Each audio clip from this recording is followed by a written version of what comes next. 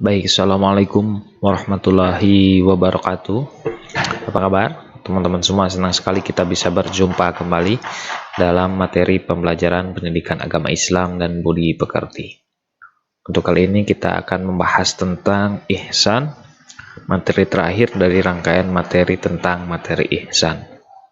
Untuk kelas 11 12 SMK, yakni mengimplementasikan perilaku ihsan dalam kehidupan sehari-hari. Untuk itu mari kita simak materinya berikut ini. Yang pertama adalah melakukan ibadah ritual, sholat, zikir, dan sebagainya dengan penuh kekhusyuan dan keikhlasan. Melakukan ibadah ritual sehari-hari seperti sholat merupakan kewajiban bagi setiap muslim. Sholat merupakan tiang agama. Sholat merupakan ritual yang wajib dikerjakan oleh seluruh umat muslim di dunia. Maka dari itu, dengan sholat kita harus bisa menerapkan Maka dari itu, ketika melaksanakan sholat kita harus khusyuk, yakni fokus dan konsentrasi terhadap apa yang sedang kita kerjakan. Ketika ruku, maka kita harus khusyuk. Ketika sujud, ketika takbir, dan seluruh gerakan-gerakan sholat beserta bacaannya, maka semuanya harus dilaksanakan dengan khusyuk. Salah satu cara untuk khusyuk adalah memahami gerakan dan bacaan sholat. Maka dari itu, sholat harus dengan ilmunya. Tanpa dengan ilmunya, maka kita akan sulit untuk mendapatkan kekhusyuan.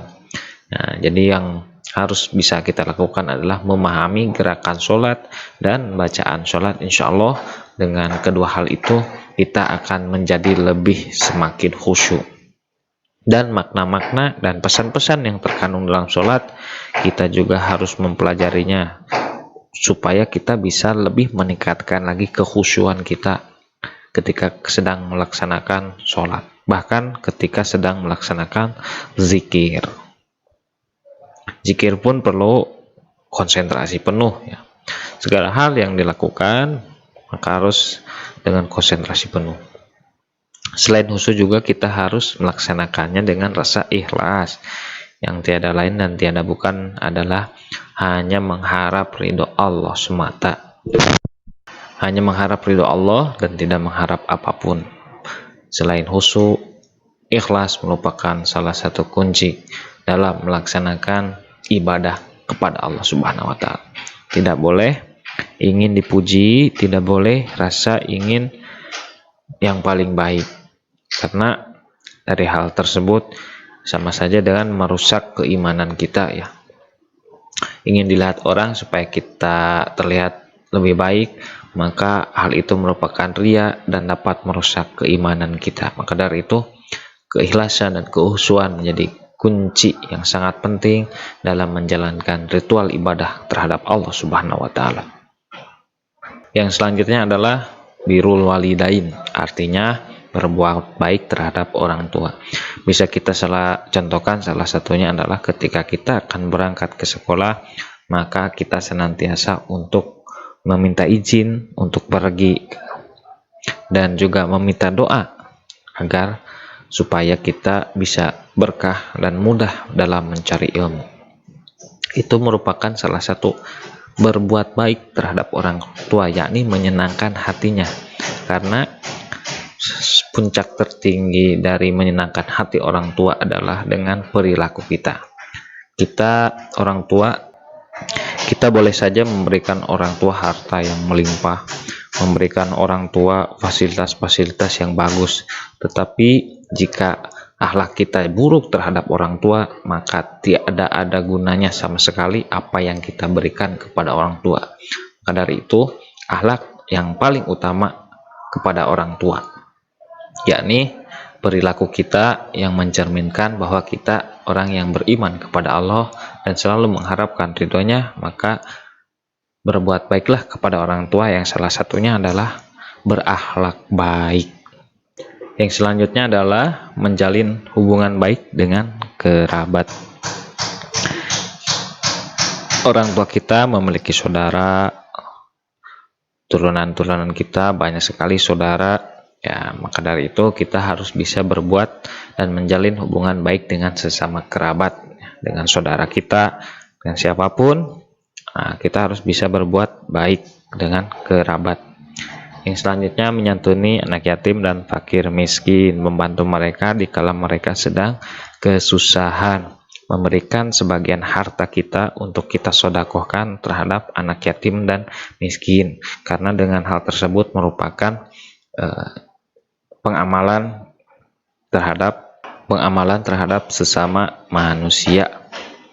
Jadi dengan menyantuni fakir miskin dan yatim, maka senantiasa kita telah menolong mereka dan senantiasa kita telah meringankan beban mereka, dan mudah-mudahan apa yang telah kita berikan itu menjadi berkah bagi kita semua dan menjadi kebaikan di akhirat kelak nanti. Bersedekah salah satu kunci masuk surga. Maka dari itu saya sarankan kepada kawan-kawan, berikanlah sebagian harta kita kepada yang membutuhkan, baik itu harta, ilmu, maupun tenaga. Yang selanjutnya, berbuat baik kepada tetangga. Jika kita sedang memasak dan masakan itu banyak, maka kita harus berbagi dengan tetangga. Karena memberikan tetangga makanan itu merupakan amalan yang sangat bagus. Selain itu juga ketika tetangga sedang kesusahan, maka kita wajib membantunya. Ketika pun kalau kita nanti suatu saat memiliki kesusahan, maka yakin tetangga kita akan membantu kita. Termasuk jika kita suatu hari meninggal, maka tiada lain tidak bukan yang mengurus pertama kali adalah tetangga dekat kita. Maka dari itu, barang siapa yang beriman kepada hari akhir, maka dia harus berbuat baik kepada tetangga. Sholat dan zakatnya rajin, tetapi kita buruk hubungannya dengan tetangga, maka hal itulah yang harus kita perbaiki. Yang selanjutnya adalah berbuat baik kepada teman sejawat. Artinya teman kita yang sesama, ya. Apabila teman kita membutuhkan pertolongan kita, maka kita harus bisa membantu sebisa kita dan semampu kita. Jika teman kita kesusahan harta, maka berikan sebagian harta kita sesuai kemampuan kita untuk menolongnya. Jika teman kita membutuhkan makanan, maka berikanlah makanan terhadap teman kita. Maka dari itu merupakan berbuat baik terhadap teman sejawat. Pun di kelas kita, ketika kita teman kita membutuhkan alat tulis, kita memiliki kelebihan alat tulis, maka segera berikan terhadap teman kita yang membutuhkan alat tulis tersebut. Itu bahwa kita telah berbuat baik dan mudah-mudahan dicatat oleh Allah Subhanahu wa Ta'ala sebagai kebaikan. Yang selanjutnya adalah berbuat baik terhadap tamu, yakni dengan memberikan jamuan dan penginapan sekemampuan kita. Ketika ada tamu ke rumah kita, maka kita harus memuliakannya dan menyambutnya dengan sebaik-baiknya, memberikan makanan dan tempat dia menginap dengan semampu kita. Yang selanjutnya, berbuat baik kepada karyawan, ini dengan membayarkan upah sesuai perjanjian. Selain itu juga tidak boleh membentak-bentak karyawan atau membuli karyawan kita, ya, dengan mengejeknya karena pekerjaannya jelek umpamanya. Itu tidak boleh. Kita harus bisa menyenangkan hati karyawan-karyawan kita dengan selalu menilai pekerjaan-pekerjaan secara objektif dan memberikan hak-hak mereka sesuai perjanjian yang sudah dijanjikan. Yang selanjutnya, membalas kebaikan dengan yang lebih baik. Jadi ketika ada orang yang memberi kita kebaikan, maka kita harus bisa membalas kebaikannya dengan yang lebih baik. Pun tidak bisa yang lebih baik, minimal kita bisa membalas kebaikannya dengan sama baiknya. Contohnya, ketika seseorang memberikan kita makanan, kita harus bisa membalasnya lagi dengan kebaikan-kebaikan. Ya, minimal kita bisa memberikan lagi makanan terhadap teman kita yang lebih bagus tentunya. Yang selanjutnya, tidak membalas kejahatan, ya.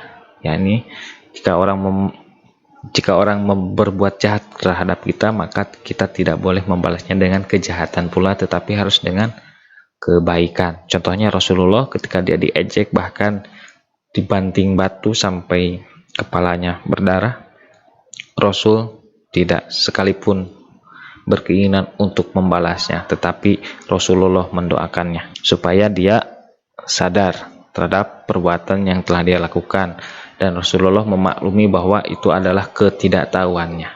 Sungguh mulia sekali akhlak Rasulullah ini yang patut kita contoh. Maka dari itu, jika ada orang yang berbuat jahat, jangan sekali-kali membalasnya dengan kejahatan, karena itu sama saja dengan perbuatan mereka.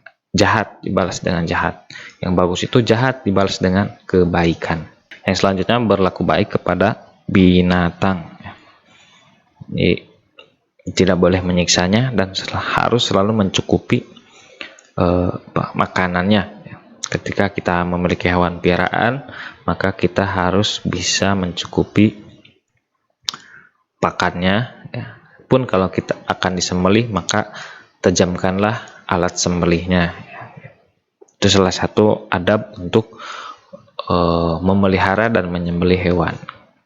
Yang selanjutnya, menjaga kelestarian lingkungan, tidak boleh merusak, apalagi sampai membuang sampah sembarangan, karena itu berdampak buruk bagi lingkungan. Menebang pohon sembarangan juga berdampak buruk bagi lingkungan, yakni adanya banjir, longsor, dan membuat bencana alam di mana-mana. Kita sebagai pemuda harus bisa menjaga lingkungan kita agar tetap lestari dan terjaga, terbebas dari mara bahaya dan bencana. Terima kasih, itulah pemaparan tentang bagaimana mengamalkan ihsan dalam kehidupan sehari-hari. Mudah-mudahan bisa kita amalkan dan mudah-mudahan semuanya menjadi berkah. Itu saja yang bisa disampaikan, mudah-mudahan ada manfaatnya. Untuk kritik dan saran bisa ditulis di kolom komentar. Wassalamualaikum warahmatullahi wabarakatuh.